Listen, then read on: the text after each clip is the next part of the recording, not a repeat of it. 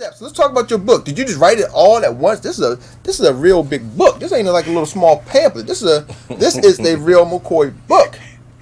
And that, of course, was not written at one sitting. But over the years, a part of what I share in here in Healing and Transformation is about keeping a journal. Okay. So the journal was important in being able to get the information, the content into the book. So as different things happen in my life, I would always journal about it. Mm-hmm. And that was one way of being able to capture the memories, because you tend to forget certain things. So I went back and I pulled my journals out and I started getting the information on there. Then you find, as you are writing, there is a book called Writing Down the Bone. So people, you put too much on yourself when you're trying to write, because now you want everything to be perfect as you're writing. Mm-hmm. But writing down the bone speak to you being able to just write without thinking, you don't care about the grammar, you don't care about anything, and you just write. And as you are actually writing, there are times when your spiritual part, nature, just kind of take over, and you are going without you even knowing what's, and I didn't know what that was about. Okay. And then as I spoke with other authors, they said, yes, that is just a part of, the writing process. Yes. So you have to just allow yourself freely to, let me write about this, and you just put it out there, and then you can go back and do your grammar and your punctuation and all of that, but you just write. Keep on writing until...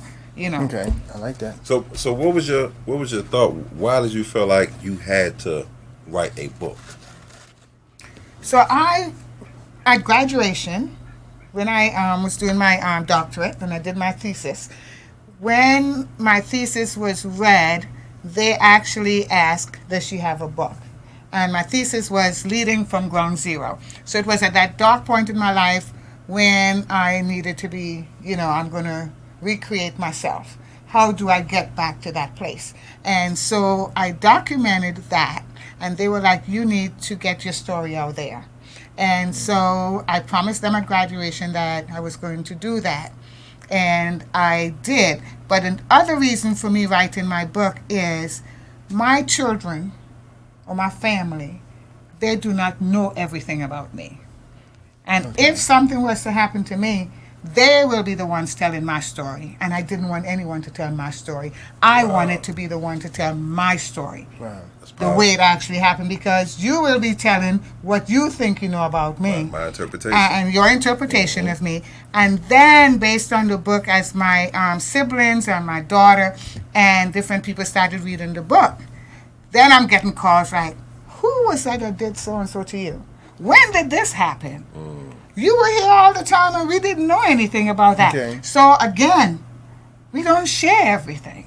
So with the book, my daughter actually read the book in 3 days. And that opened up a can of worms, because then she started finding out things about me that she thought she did, but she didn't know.